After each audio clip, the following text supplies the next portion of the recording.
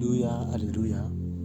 Efa miarahaba antsika mianakavy indray mpanaraka ny rapizodiny famarinana ho amin'ny anio alatsanainy faraky amby folo ny volana aogositra 2024.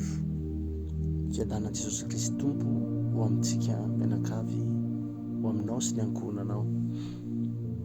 Ny rapizodiny famarinana izay nisoratan'ny lehilahin'Andriamanitra Docteur Révérend Chris Oyakhilome TSC Didi ho antsika anio tena mpitondraina ny lohahevitra manao hoe ny fitiavana dia mahita sy mahalala ny tena hasarobidy.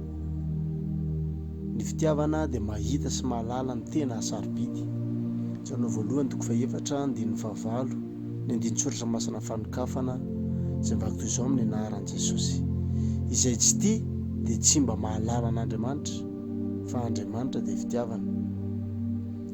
Hoy izy amintsika androany hoe ny fitiavana dia mahita sy mahalala ny tena hasarobidy.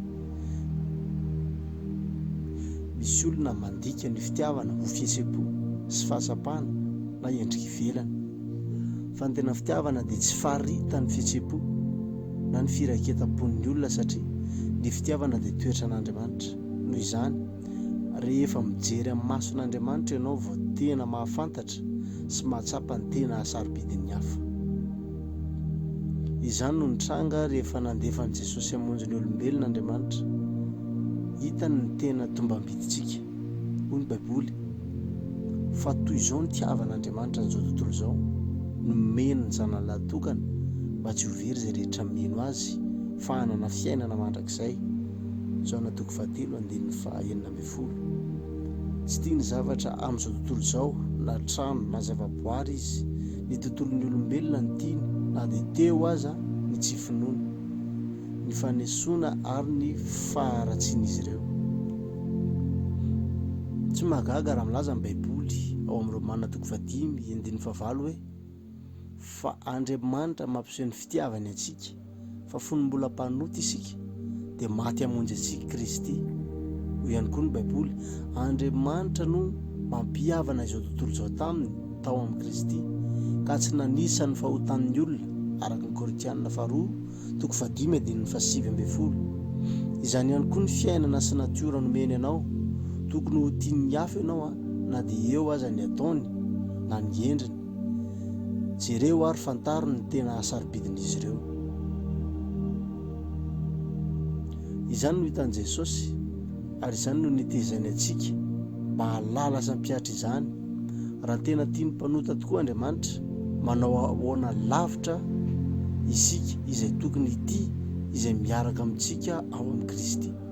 Izany no nilazany hoe mifankatiava ianareo tahaka ny tiavako anareo.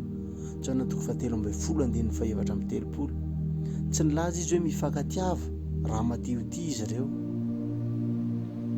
Mila mity ianao na dia ireo izay tsy mamaly fitia ianao aza.